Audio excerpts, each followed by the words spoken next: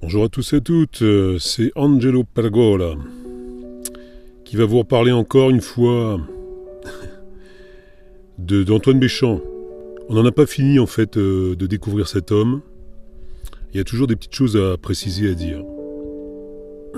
Ça concerne les maladies infectieuses. Et un thème qui est extrêmement récurrent actuellement, c'est la contagion.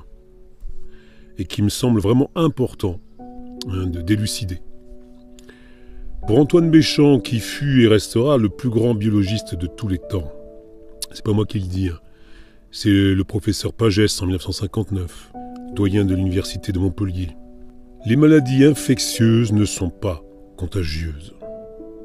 Je le répète, faut que ça rentre. C'est comme une petite musique. Ou vous le répétez. Les maladies infectieuses ne sont pas contagieuses. Il n'a jamais été démontré qu'un microbe spécifique d'une maladie existe primitivement dans l'air. Les germes dans l'air, l'eau et le sol proviennent en fait des êtres complexes en décomposition. Les bactéries sont un effet de la maladie et non la cause. Pour Béchamp, le microbisme de Pasteur est une doctrine fataliste monstrueuse, car elle suppose qu'à l'origine des choses, Dieu aurait créé les germes destinés à nous rendre malades. Selon Antoine Béchamp également, les microzymas peuvent voyager dans l'air sur des grains de poussière. Ah oui, c'est très poétique. Ils ont une taille comprise entre 30 et 60 nanomètres. Ce qui est très proche de la taille du soi-disant Covid, qui selon les grands virologues experts internationaux, aurait une taille comprise entre 60 et 140 nanomètres. Et donc, ces microzymas peuvent transmettre une information. Un microzyma morbide qui atteint un organisme sain peut provoquer une dyscrasie. C'est une perturbation pathologique des humeurs et des tissus qui amène l'évolution morbide des microzymas ou d'un groupe de microzymas. Mais ils ne se multiplieront jamais chez un autre, parce qu'ils ne sont pas chez eux. Le microzyma est très respectueux, très poli. Voilà. D'où le problème des greffes. Un microzyma morbide peut redevenir sain. L'air, l'eau et les aliments n'introduisent dans l'organisme rien qui puisse l'infecter. Même Pasteur, l'imposteur, a reconnu qu'il avait fait des erreurs, sans pour autant donner raison à Béchamp, avec qui il fut en guerre toute sa vie. Voir le recueil qui s'appelle Microzyma, qui comprend 1000 pages, et dans ces 1000 pages, il y a 900 pages de polémique entre Pasteur et Béchamp. C'est dire la guerre qu'il y avait entre ces deux hommes. Donc, s'il y a contagion, ce n'est pas du tout comme la médecine officielle nous le présente. Vous savez, la méchante bestiole qui veut vous sadiquer. Ça, c'est du Goldorak à la portée de n'importe qui, à la portée d'un gamin, qui est extrêmement facile à conceptualiser pour la grande majorité de la masse, on va dire. Ne soyons pas péjoratifs. C'est la réalité. C'est effectivement ce qu'on nous a appris sur les bancs de l'école, mais c'est également aussi parce que c'est très facile à se représenter que ça fonctionne. Le vivant est infiniment plus subtil que cela. Et surtout, ce qui est très important de retenir, c'est qu'il n'y a pas de guerre au sein du vivant. Et donc, je le répète à longueur de commentaires dans les vidéos que je vois un peu partout sur Internet, il faut sortir de cette conception belliqueuse que nous avons, cette représentation guerrière que nous avons du vivant. Ça ne fonctionne pas de cette manière. C'est infiniment plus intelligent qu'on le pense.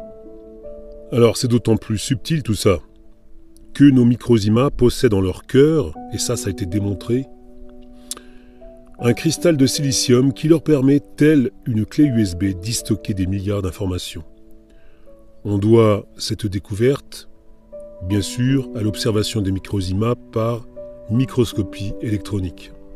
Si le microzyma possède en son cœur un cristal de silicium, c'est qu'ils sont sensibles également aux ondes. Et ça, c'est un problème, puisque nous sommes dans un environnement de plus en plus pollué électromagnétiquement. Je ne vous apprends rien. Et notamment, nos petits microzymas sont extrêmement sensibles à la Wi-Fi, et pour ne citer qu'elle, la 5G, qui perturbent leur fonctionnement et peuvent les rendre morbides, voire toxiques.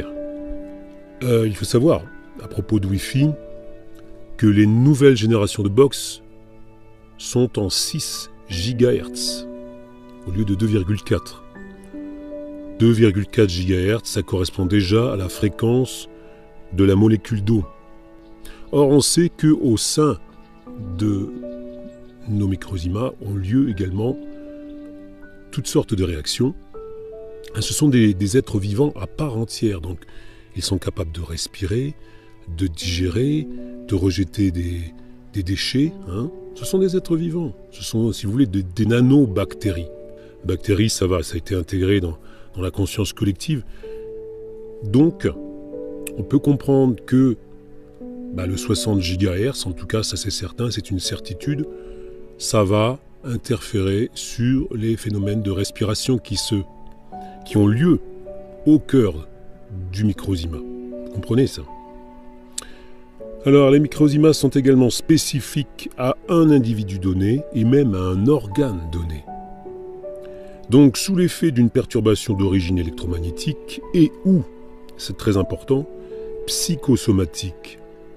Exemple, peur, angoisse, sidération, stress, tout type en fait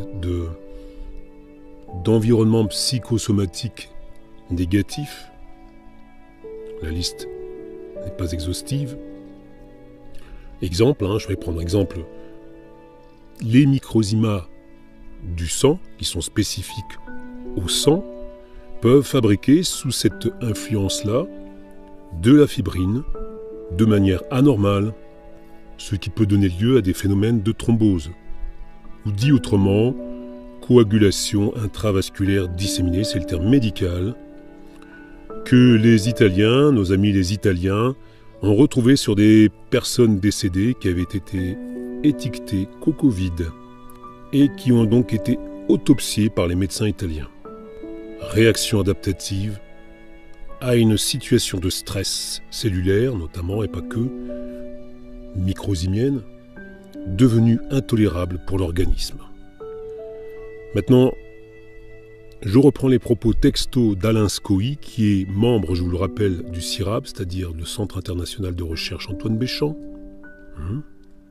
voire le congrès Orbs, et donc qui est un pote à Cédric Manu. Que dit Alain Scoï? Les virus n'existent pas. Ça, c'est formel. C'est formel. Et sont une pure invention des pseudo-scientifiques qui ont bâti la religion médicale moderne. C'est véritablement une religion, le virus. Les bactéries, comme les cellules, n'ont pas de vie propre et sont des constructions plus ou moins complexes de nos microzymas pour guérir ou pour vivre mieux. Même la membrane cytoplasmique de la cellule, c'est un agencement, ce sont des juxtapositions de microzymas. Moi-même, j'ai dû remettre beaucoup de choses en question sur ce qu'on m'avait appris à la fac. Vous voyez, ce que nous apprend, ce que nous dit la médecine officielle, est basé sur de fausses croyances, de fausses représentations du vivant. Ce qui est pris pour des virus sont soit nos propres microzymas, mais je pense qu'on ne peut pas les confondre du fait du mouvement brownien, soit des petites bactéries construites par nos propres microzymas pour guérir tel ou tel problème. Voilà, j'en ai fini. Il me semblait important d'insister sur ces points-là. Il est vraiment temps de se réapproprier de vraies conceptions, de vraies connaissances du vivant. La dictature sanitaire que nous traversons aujourd'hui repose uniquement sur ce postulat le Covid serait contagieux. On a supposé que ça l'était, mais de la même manière que Louis Pasteur, qui faisait des suppositions parce qu'il fallait que ça cadre avec ses représentations.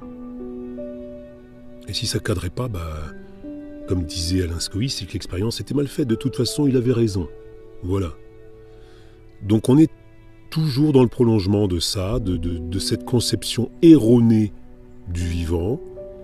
On a postulé que le Covid était contagieux. Mais c'est un postulat. C'est absolument pas vérifié scientifiquement, ça, expérimentalement. Qui va aller vérifier la présence ou non du fameux Covid dans l'atmosphère? Qui? Réfléchissez à ça, c'est extrêmement important. Voilà, j'en ai fini. Je vous remercie sincèrement pour votre écoute attentive. À une prochaine fois, peut-être encore avec les Microzima, c'est vraiment mon dada. Ciao.